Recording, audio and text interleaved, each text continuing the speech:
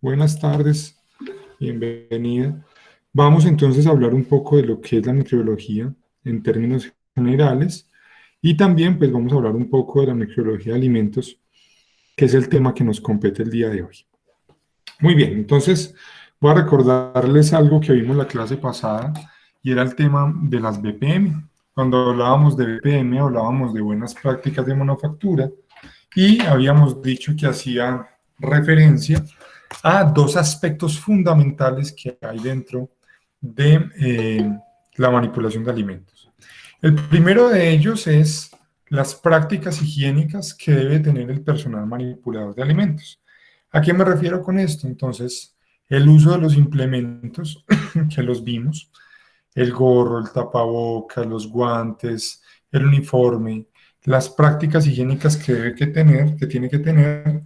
Y en segundo aspecto, vimos la infraestructura que debe tener un sitio en el cual se preparen alimentos. Entonces vimos un ejemplo, esto lo vamos a ver más adelante, de cómo debe ser una cocina, que tener las paredes enchapadas, el piso limpio, que sea de fácil limpieza y desinfección, las cocinas, las estufas, las estaciones, la iluminación. Son muchos aspectos que confluyen para que el plato o la preparación alimenticia que nosotros preparemos pues salga de la manera adecuada. ¿Y cuál es la manera adecuada? Una manera inocua. Cuando hablo de inocuidad, hablo de un alimento que no genere riesgos para la persona que lo va a consumir, ni riesgos ni nutricionales, porque muchas veces nosotros podemos afectar tanto un alimento que le dañamos las propiedades nutricionales, eso lo vamos a ver en la próxima sesión, o la parte de la inocuidad. Y eso es lo que hace referencia hoy al tema de la microbiología, que vamos a empezar a ver un poco más detalladamente. Bueno, cuando hablamos entonces de alimentos, hablamos de unos tipos de contaminantes. Esos contaminantes que nosotros podemos encontrar en los alimentos son contaminantes principalmente de tres tipos. Entonces, el primer tipo de contaminante que nosotros tenemos son los contaminantes de tipo físico. Cuando hablo de un contaminante de tipo físico, me refiero precisamente a contaminantes que yo puedo ver a simple vista. Esa es una de las características principales, y es que yo a simple vista puedo notar que en un plato de comida hay un objeto extraño, hay un pedazo de vidrio, un pedazo de madera, un pedazo de hueso, una espina. Puedo encontrar un objeto extraño, bien sea un accesorio, un arito, un arete, un piercing, bueno, cualquier cosa. Eso yo lo puedo ver a simple vista y eso es lo que yo defino como un contaminante de tipo físico. Recuerden que la resolución 2674 del año 2013 establece medidas de prevención para poder tratar de mitigar esos riesgos físicos que pueden caer en un alimento. Yo casi siempre que doy o que oriento este curso, hablo de lo mismo, porque ustedes no saben el daño que es hoy en día si usted tiene un restaurante que le salga un cabello a un comensal, a un cliente. Mire, yo le voy a ser muy sincero, hace 20 años usted iba a un restaurante y le salía un pelo en una comida. Usted simplemente se ponía bravo, decía que no iba a pagar, hacía escándalo, que todo el mundo se diera cuenta y para de contar, seguramente usted no volvía. Y le decía a dos, tres personas, no vayan por allá, que eso es una porquería. Pero hoy en día las cosas cambian notablemente. A usted le sale un pelo en un alimento, usted no dice nada, simplemente saca su celular, y va a tomar y empieza a grabar un directo, o graba un video, o graba un TikTok, o un Facebook Live, bueno, lo que quiera, y va diciendo, mire, estoy en el restaurante Pepita Pérez, y empieza a grabar la gente, qué porquería esto aquí, mire lo que me acabo de salir en la comida, un pelo asqueroso, y ese comportamiento no se le puede llevar a usted el negocio a la ruina. Así él tenga el negocio acreditado por muchos años, sea muy reconocido, pero un error como eso le puede costar a usted el buen nombre de su negocio. De ahí la importancia hoy en día que nosotros tenemos que tener a tratar de evitar y mitigar cualquier tipo de contaminante físico. Tan fácil es como exigirle a nuestro personal y nosotros mismos exigirlo el uso del gorro o de la cofia constante, permanente, todo el día, con el fin de que un cabello no se nos vaya a caer. Todos, nadie está exento de eso, nadie, nadie. Uno en su casa, seguramente usted no dice nada, usted le salió un cabello de su esposa, de su mamá, de su familiar, se lo quita. Posiblemente ni le diga nada para no hacerla sentir mal, pero cuando usted va a un restaurante y está pagando una alimentación que de pronto puede ser un poco costosa y ve esas condiciones, usted inmediatamente no le va a gustar. Entonces, de ahí la importancia que nosotros tenemos que tener siempre en tratar de evitar al máximo cualquier tipo de contaminante físico. Vuelvo y lo repito. Dentro de la resolución hay un montón de articulitos pequeños que le recuerdan a usted como manipulador de alimentos que está prohibido el uso de aritos, aretes, manillas, collares, relojes, pulseras, cadenas, candongas, piercing, nada, ningún tipo de accesorios que puedan llegar a caer en los alimentos, que puedan llegar a caer, nada de lapiceros aquí entre las orejas, que al momento de usted agacharse puedan caer en un alimento. Eso obviamente pues es algo que no es permisible. Entonces, cuando hablamos de contaminantes físicos, hablamos de cualquier tipo de contaminante que nosotros podemos ver a simple vista. ¿Listo? Es lo primero. Después vamos a hablar de los contaminantes de tipo químico. Los contaminantes de tipo químico tienen varias, digámoslo así, que tienen varias, como varios ítems, ¿no? Y de ellos, pues me voy a detener a hablar en cada uno de ellos porque es importante reconocerlo. Entonces, vamos a hablar del primero. Cuando hablamos de productos o de contaminantes químicos, hablamos de productos de limpieza.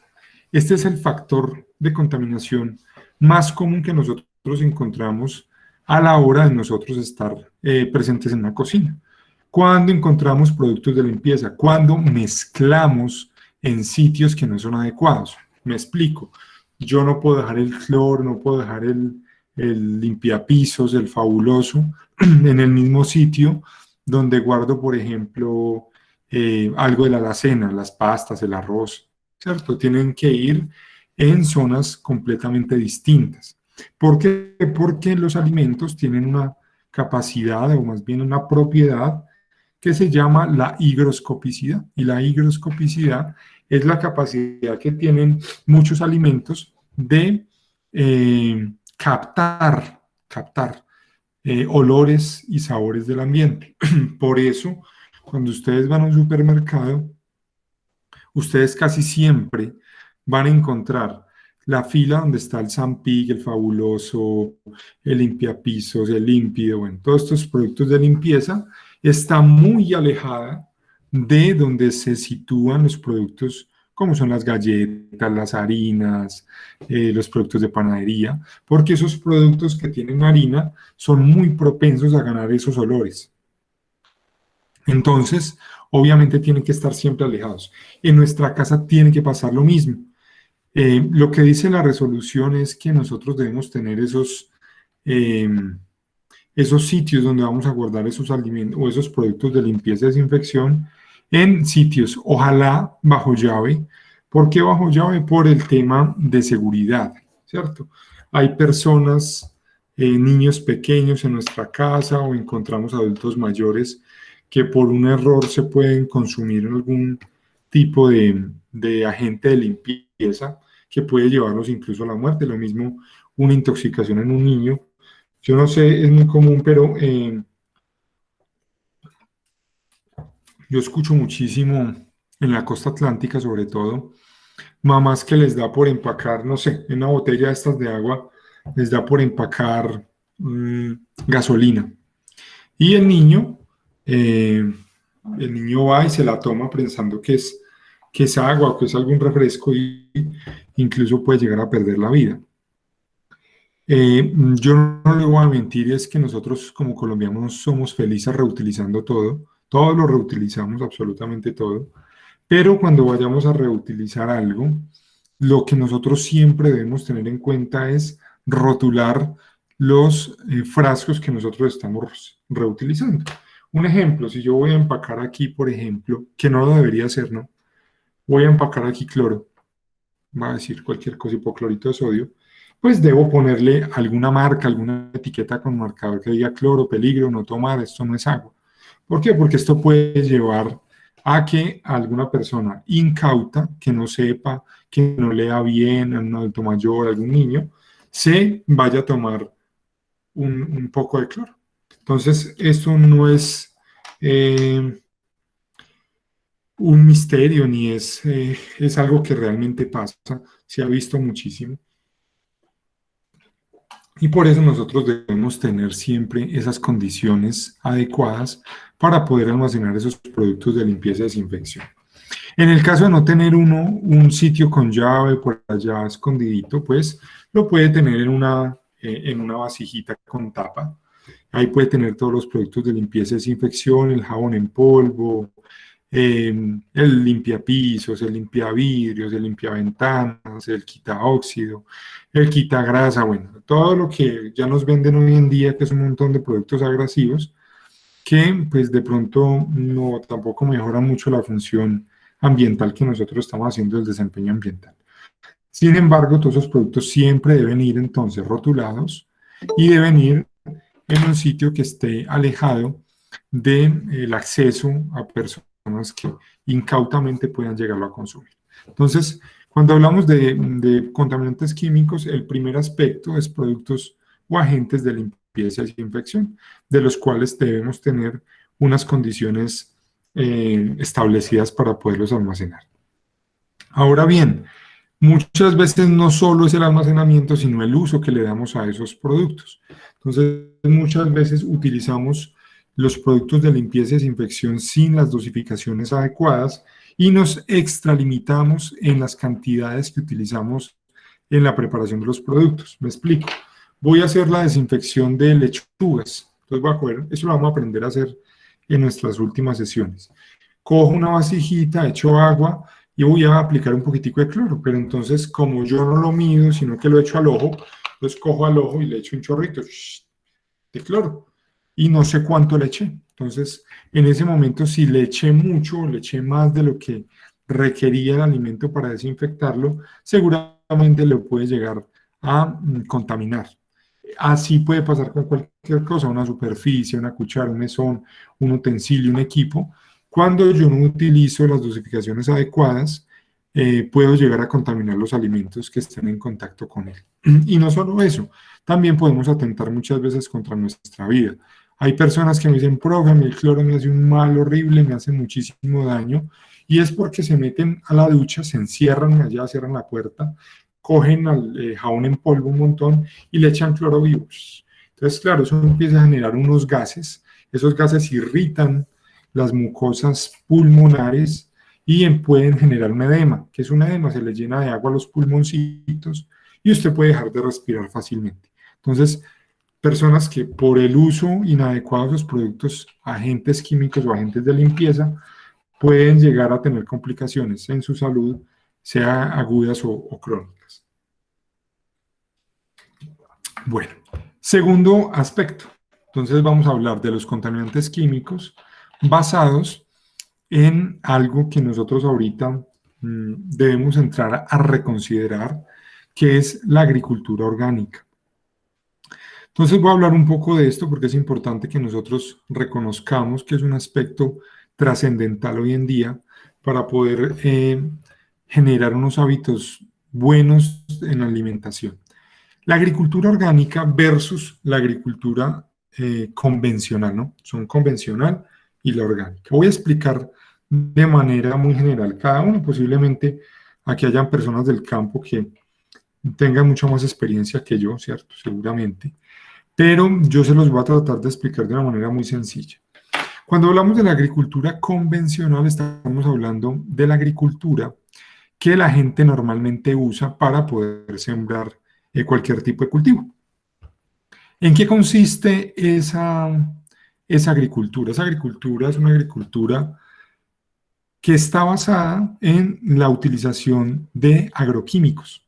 Los agroquímicos son productos agrícolas de origen industrial químico que son utilizados, eh, lo voy a decir así, inapropiadamente muchas veces, para mejorar la calidad y la optimización de la producción agrícola. Voy a poner un ejemplo. Voy a sembrar, qué sé yo, sembremos frijol. Entonces, listo. Simplemente, ¿qué hago yo con el frijol? Compro las semillas. Ya en ese primer momento, las semillas que compro yo, esas semillas están inmunizadas. Yo las compro en una empresa que posiblemente inmunizó, trató las semillas antes de sembrarlas, obviamente, y les untó algún tipo de veneno, con el fin de que al momento de la siembra no sean atacadas por plagas o no sean atacadas por pájaros. Hay muchas de esas semillas que le dicen el matapájaros, y es porque usted bota los granitos de frijol y de pronto llegó algún ave, desenterró el frijol y se muere, porque la semilla realmente es una semilla que estaba envenenada. Entonces, ya desde ese momento empezamos mal, ¿cierto? Ya empezamos mal, porque estamos alterando la, eh, la microbiota general, el ambiente general en el cual se desarrollan pues, todos los seres vivos, entre esos las plantas, los animales y obviamente nosotros. Entonces, cuando hablamos de esa agricultura convencional, hablamos que ya desde el proceso de la compra de la semilla, muchas veces son semillas transgénicas, posiblemente hayan escuchado alguna vez esa palabra. Quiere decir que son semillas modificadas genéticamente para que aumenten, por ejemplo, producción, para que sean más resistentes a las plagas, para que crezcan en lugares más inhóspitos, más secos, más áridos, más altos, más bajos, en fin. Las modifican genéticamente. Yo trato de jugar a mejorar lo que ya está perfecto, que la creación pues ya es una perfección en sí misma. Entonces trato de buscar los medios para poder mejorar lo que supuestamente yo pienso que está mal. Y es en ese sentido cuando yo empiezo a alterar con ciertos componentes genéticos la cadena de ADN de algún tipo de, no sé, semilla. Así hay muchos. Ya hoy en día, por ejemplo, nosotros no tenemos semilla de soya nativa, no hay, no existe. Ya toda la semilla de soya que nosotros encontramos lastimosamente es soya transgénica, eso es soya que ha sido modificada genéticamente. Y hay unos problemas gravísimos en cuanto a esto. Eh, yo tengo relación con el campo, mi familia por parte de mi abuelo eran campesinos y mi abuelo cuando quería sembrar lo que nosotros llamamos chocolito o la mazorquita, cogía el mejor, el mejor chocolo que había, lo arrancaba, lo colgaba con una cinta y lo dejaba pegado debajo del techo hasta que se secaran las semillas. Cuando las semillas estaban secas y el tiempo estaba bien y todo, él cogía esas semillitas ya secas y las volvía a sembrar. Y de ahí salían otra vez unas maticas de maíz. Así lo hacía mi abuelo, yo me acuerdo muy bien porque la casa estaba llena de esas mazorquitas secas. Hoy en día no pasa así. La semilla que nosotros compramos es una semilla que tiene, se llama así porque tiene un gen que se llama el gen terminator.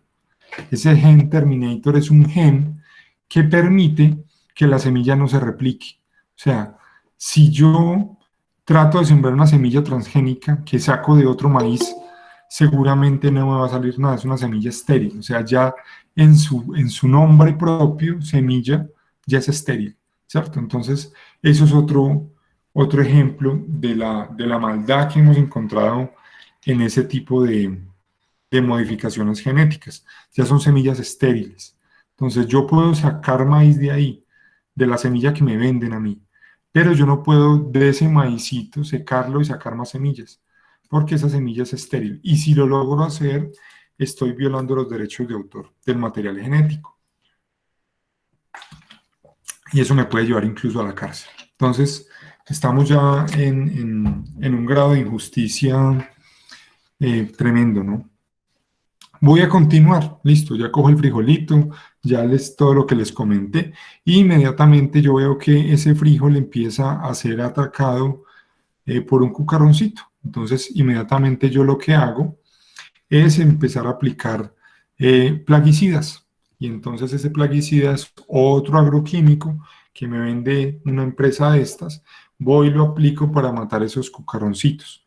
Pero el cultivo me empezó como a decaer. Entonces me dicen, no, hermano, échale este fertilizante. Entonces vaya y compre el fertilizante, aplíqueselo para que se ponga bien bonita la matica de frijol.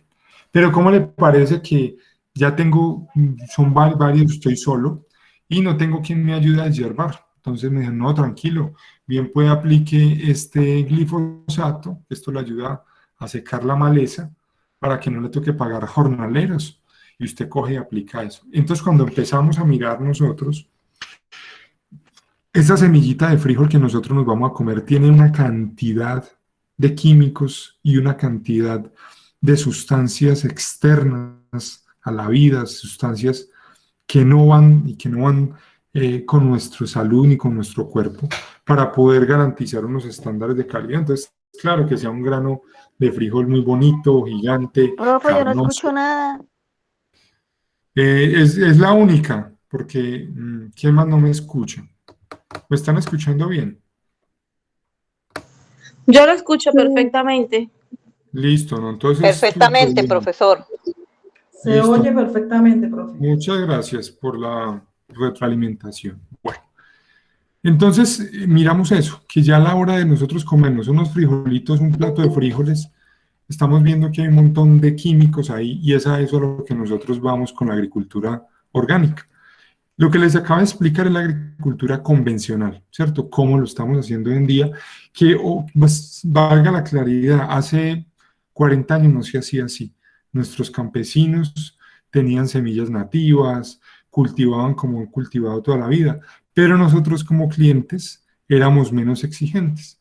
Yo me acuerdo hace, no sé, 20 años o 30, y a mí me mandaban por un aguacate a la tienda, comprar aguacate, se lo voy a decir así, eso era una tarea extrema. Comprar aguacate para que le saliera a usted bueno hace 20 años, eso era una lotería, era como jugar la lotería, más o menos.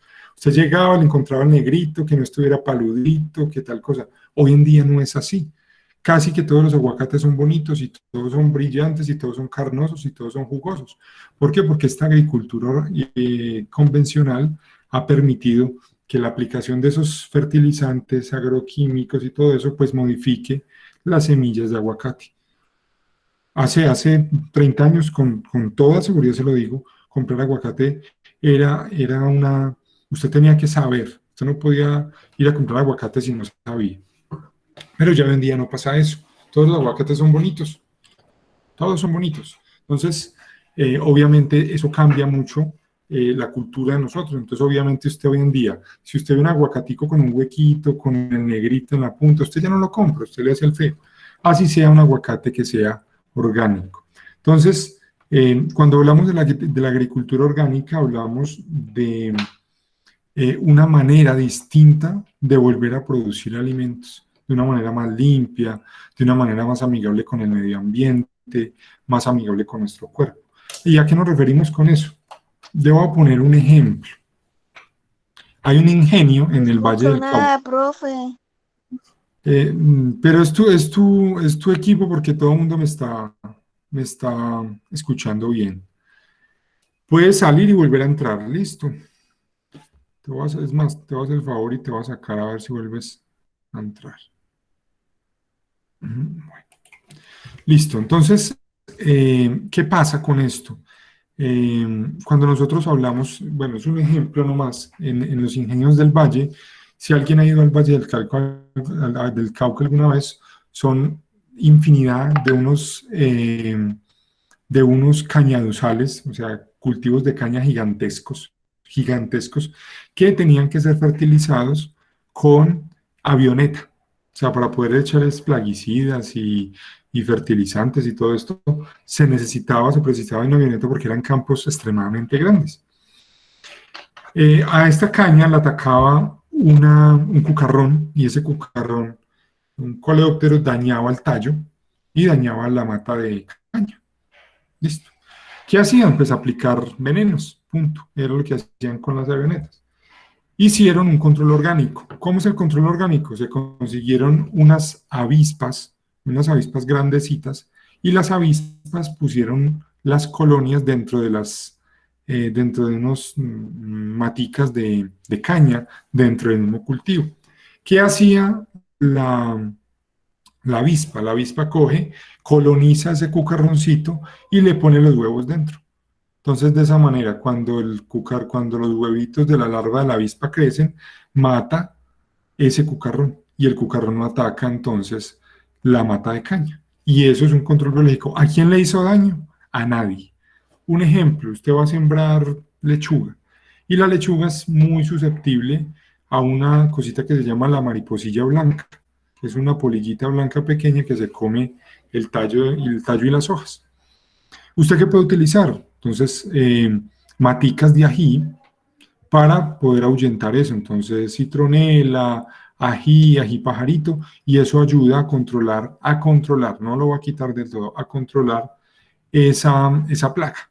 Entonces, eso es cambiar el pensamiento que nosotros tenemos de quitar esos productos químicos que son lesivos para el cuerpo y para el ambiente, y cambiarlos por una forma de producir alimentos mucho más limpia.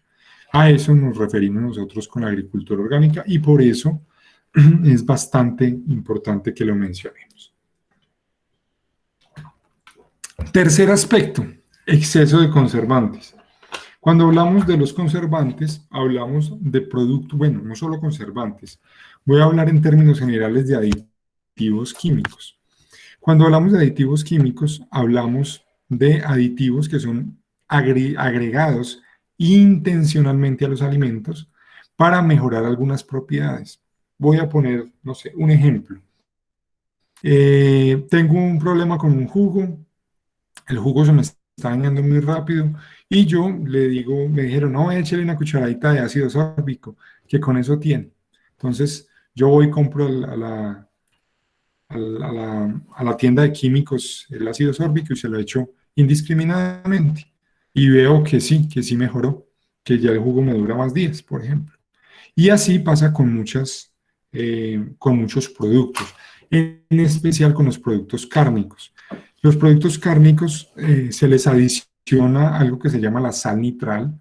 La sal nitral es un tipo de sal o sal de nitro que se adiciona para curar, para darle ese sabor a curado a los embutidos, al jamón, a la salchicha, a los chorizos. Pero en algunos casos, cuando nosotros nos pasamos de las concentraciones adecuadas que debemos tener de esos conservantes, dañamos el producto y podemos generar una contaminación alimentaria. Pasa muchísimo en las farmas, en las carnicerías, donde los carniceros cogen todos los gorditos de la cabeza, lo que llaman carne de cabeza, y se ponen a hacer embutidos, a hacer principalmente los chorizos.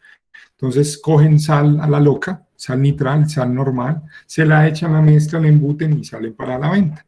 En ese caso, muchas veces esos chorizos no cumplen con el mínimo establecido, que debe ser una porción muy bajita. Se pasan 10 veces más. Y cuando nosotros nos pasamos 10 o 20 veces más en la aplicación de algún tipo de conservante, estamos matando a las personas que lo están consumiendo. ¿Por qué? Porque muchas veces este tipo de productos químicos alteran las funciones neurológicas, digestivas, y en algunos casos pueden llegar a producir cáncer. Entonces es importante mencionar siempre que nosotros debemos ser responsables con los productos que nosotros utilicemos. Ojalá, yo soy una persona muy enemiga de la utilización de conservantes, de aditivos. Lo mejor es no usarlos, comer siempre todo lo más fresco posible. Hay cosas que obviamente necesitan algún tipo de mejoramiento, pero hay mejoramientos de mejoramientos. Le voy a explicar uno, por ejemplo. Hay cosas que no le hacen daño a nadie. Yo estoy haciendo arequipe, entonces yo veo que el arequipe me está saliendo como pálido, como que le falta brillo, como que le falta como ese colorcito caramelo bien bonito. Le pongo una pizquita de bicarbonato de sodio. Ahí no le estoy haciendo absolutamente nada. Estoy haciendo un aditivo, adicionando un aditivo alimentario, eh, que en este caso le va a dar brillo y le va a regular la acidez para poder hacer mejor la reacción. Entonces, en este caso, ese pedacito de bicarbonato que yo le aplico un gramito, medio gramito, le va a ayudar a cambiar ciertas condiciones. Pero si yo ya me paso y empiezo a adicionarle, por ejemplo, que sorbato de potasio, que ácido sórbico, eso es como automedicarse cuando usted está enfermo. Y eso es una cosa, es un error que nosotros pues no debemos hacer. Siempre para la adición de cualquier tipo de conservante en cualquier alimento, debemos consultar siempre la normatividad y pues la persona que obviamente nos pueda asesorar en ese tema. Y por último, vamos a hablar entonces, cuando hablamos de contaminantes químicos, hablamos de mala manipulación. Muchas veces nosotros, por mala manipulación, contaminamos los alimentos. Y ojo con lo que les voy a decir, muchas veces es muchísimas veces. Voy a hablar entonces de la primera forma que nosotros tenemos de contaminar los alimentos y es mediante la producción de acrilamida. A ver si la tengo aquí, creo. Aquí está, vean. Aquí la tenía copiadita. Entonces, por ejemplo, la voy a subrayar acá. Esto, no, acrilamida, sin la N, ya. La acrilamida es un producto químico que se produce o que es resultante de nosotros coger azúcares reductores y tostarlos a más de la temperatura que nosotros le podemos dar. Un ejemplo, yo cojo un pancito tostado, una arepita, y la meto al hornito, la meto a asar, y ese quemadito que yo voy produciendo, ese quemadito nosotros no lo debemos consumir. Ese quemadito es un quemadito que puede llegar a producir cáncer gástrico y es muy grave. Nosotros no debemos consumir. Ese quemadito se llama acrilamida y nosotros debemos siempre evitarlo en los productos de panadería, en las arepas, en los productos tostados, carnes también. Nada quemado, nunca nada quemado. ¿Por qué? Porque ese quemado es un producto químico que es bastante nocivo para nuestro cuerpo. Entonces, por errores en la manipulación de los alimentos, nosotros mismos podemos llegar a contaminar los alimentos. ¿Listo? Entonces, mucho cuidado con eso. Segundo tipo de error que nosotros podemos llegar a cometer y es la solanina. La solanina es un producto químico que está naturalmente en los alimentos. ¿En cuáles alimentos? En las solanáceas. La papa, la uchuva, el tomate verde, la papa criolla, la común. Esas, no sé si a usted les ha pasado, que usted coge y abre una papa y la papa está verde. Esa papa, ve, como toda verde, toda rara. No la vaya a consumir, esa papa hay que botarla. Listo, esa papa hay que botarla. ¿Pasa cuando qué? Cuando generalmente las papas llevan mucho tiempo almacenadas y se empiezan a retoñar. Entonces, se empiezan a generar ese producto que se llama solanina, es un producto que es tóxico, que puede ser irritante para el estómago, que puede generar algún tipo de alteración en nuestro tracto digestivo y que nosotros debemos evitar al máximo. También por un error de nosotros, por no comprar medidamente los alimentos. A veces uno dice, esta papa como dura harto, deme medio bulto y eso pues, así dure 2 meses, no le hace. Pero estamos cometiendo un error porque la estamos pasando de almacenamiento muchísimo tiempo y se empiezan a generar este tipo de productos que no son los adecuados para poder garantizar una buena digestibilidad. ¿Listo? Ay, profe, disculpe. Señora. Peluche que le gusta dejar quemar las cosas.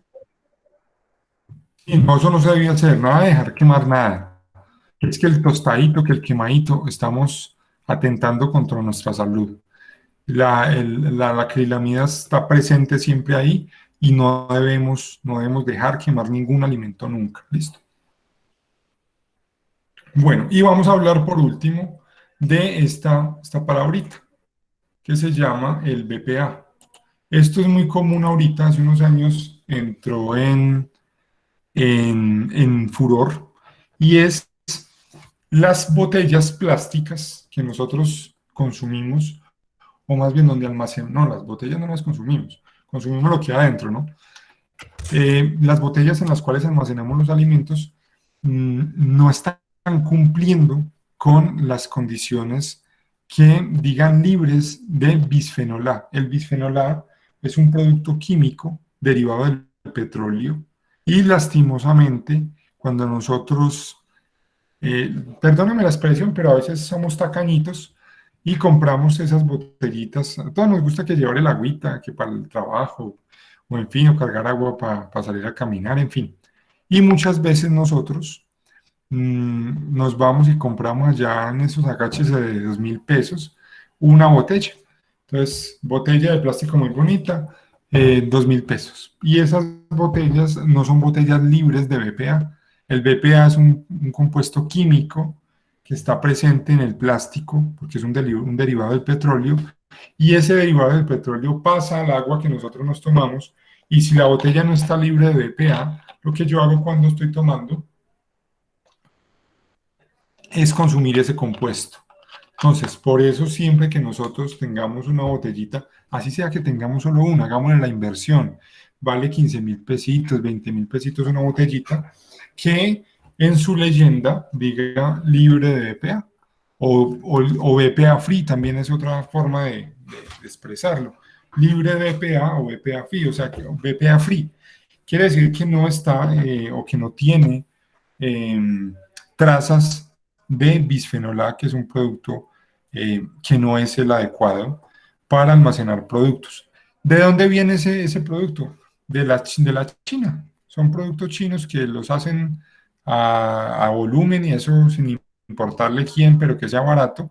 Y después nosotros almacenamos ahí los productos, el agüita para tomar todos los días, la lonchera para los hijos, y lo que le estamos dando es un veneno a ellos. Entonces, por eso, la botellita donde nosotros almacenemos el agüita, los líquidos, debe ser una botella que diga claramente BPA free o libre de BPA, para tratar de evitar siempre al máximo algún tipo de contaminante adicional. Bueno, eso era de manera general. No voy a continuar con el otro porque nos queda muy mucho. Entonces, vamos a hablar, o más bien vamos a partir la clase aquí. Más bien, si tienen alguna duda, inquietud, pregunta, los micrófonos están abiertos para que la puedan lanzar la pregunta. Si tienen alguna duda, inquietud, lo pueden hacer.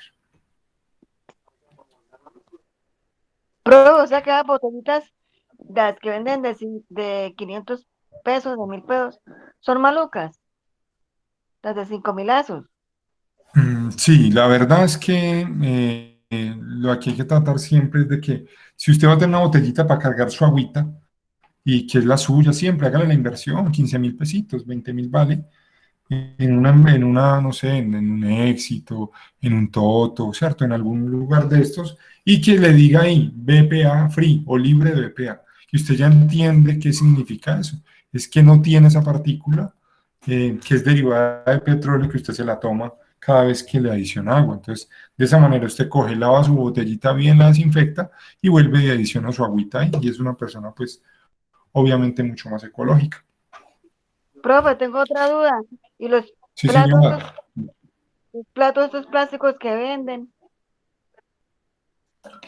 Eso está muy buena esa pregunta de esos plásticos, porque muchas veces, yo le voy a decir la verdad, esos platos plásticos de pasta que venden son elaborados con productos muy malos, sobre todo los chinos.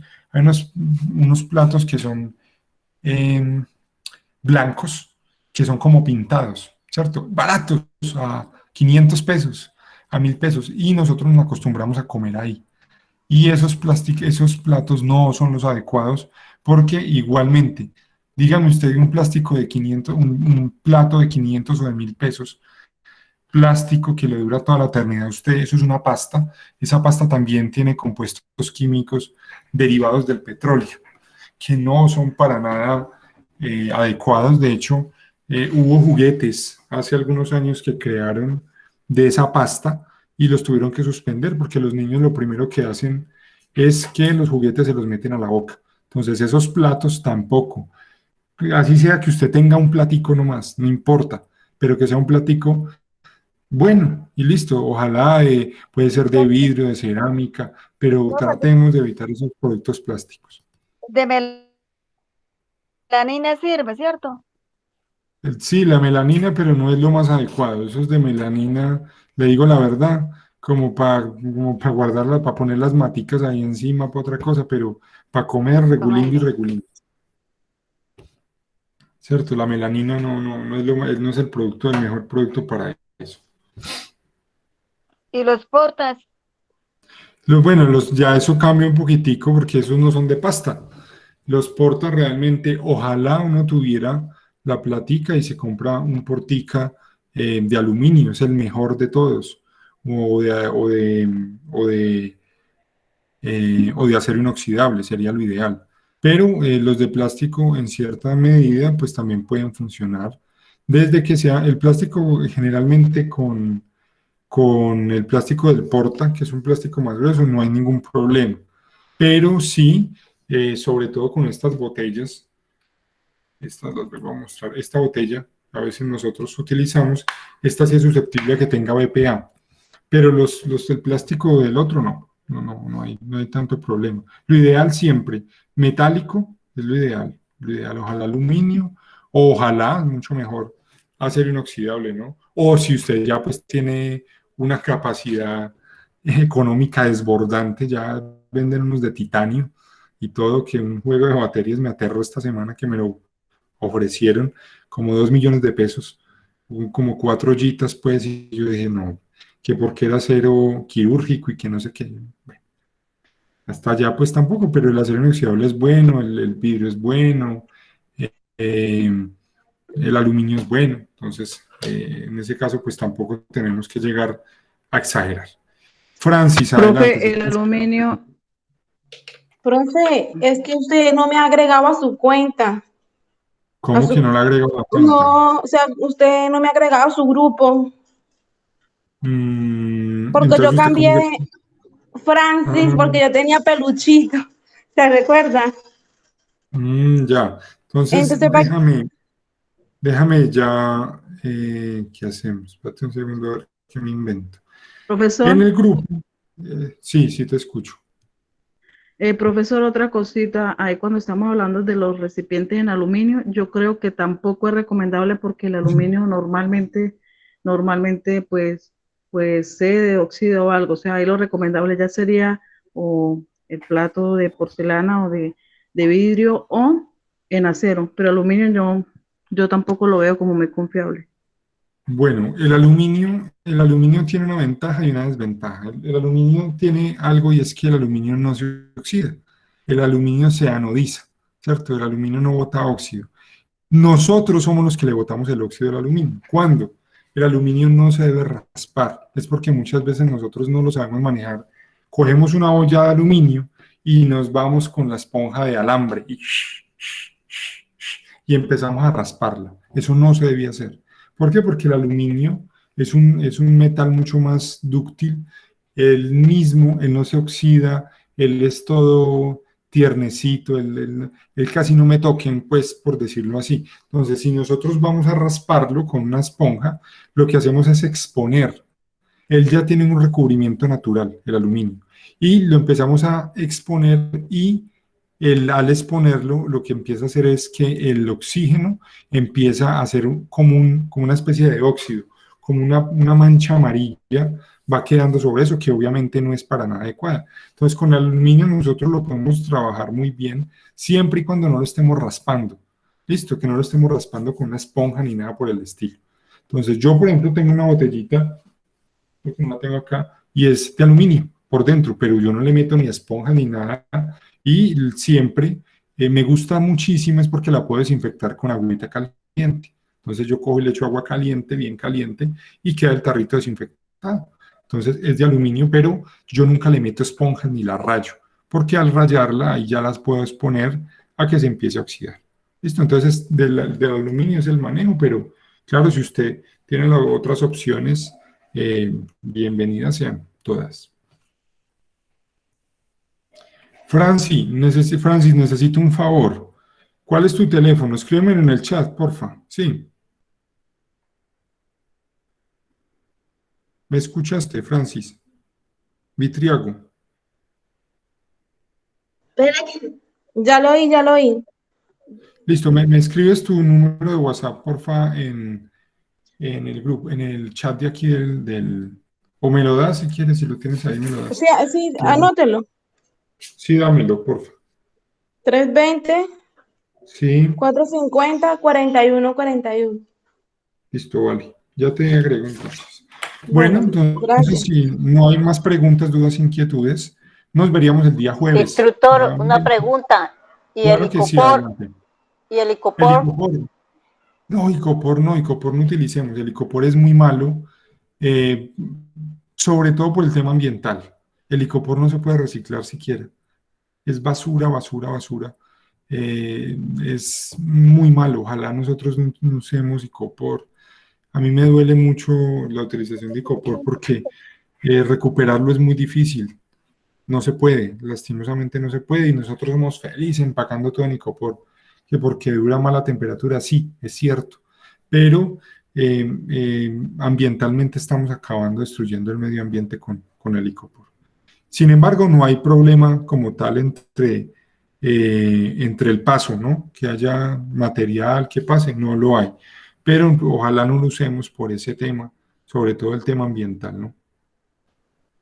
Ah, ok, gracias, profesor. Y Bueno, pues, otra inquietud que tenía, yo le escribía al WhatsApp suyo, porque sí, señor. respecto a la clase anterior tengo un punto que me está haciendo así como, no lo tengo muy claro, entonces a ver Sí, señor. si yo le escribí ahí, a ver si usted le echa un ojito y me explica Listo, ese claro que punto sí. que tengo bastante, Listo, bueno, ya miro ahorita y entonces te respondo. Claro que sí. ah, bueno, ok, muchas gracias, instructor, que Dios lo Bueno, con bendiga. mucho gusto. Bueno, entonces nos veríamos el día jueves nuevamente, 6 de la tarde. Nelly, tenías la mano levantada. Si tienes alguna inquietud, adelante. Buenas tardes. No Buenas sé tardes. si habló al principio sobre ese tema o comentario, se lo hago yo en la parte de la evidencia pasada, el punto 4. Sí. No sé si alguien le comentó sobre eso.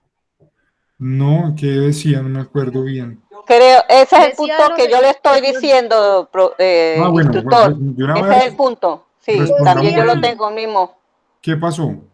Que no les marcó decía los puntaje. requisitos para tener el Ah, certificado de tranqui, manipulación. no se preocupen por ese punto que él no marca los puntos exactos porque es una pregunta abierta, entonces no No. se preocupen, no hay problema Sí, porque porque ahí la respuesta sería Bueno, que el certificado de de los capacitación exámenes, ajá, y sí, el y que es de listo. capacitación.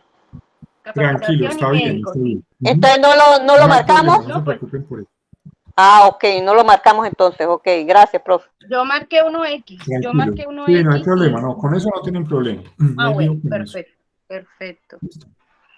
Gracias. Bueno, mis queridos aprendices, entonces nos vemos el jueves. Les deseo una muy feliz noche para todos y que descansen. Cuídense mucho. Sí.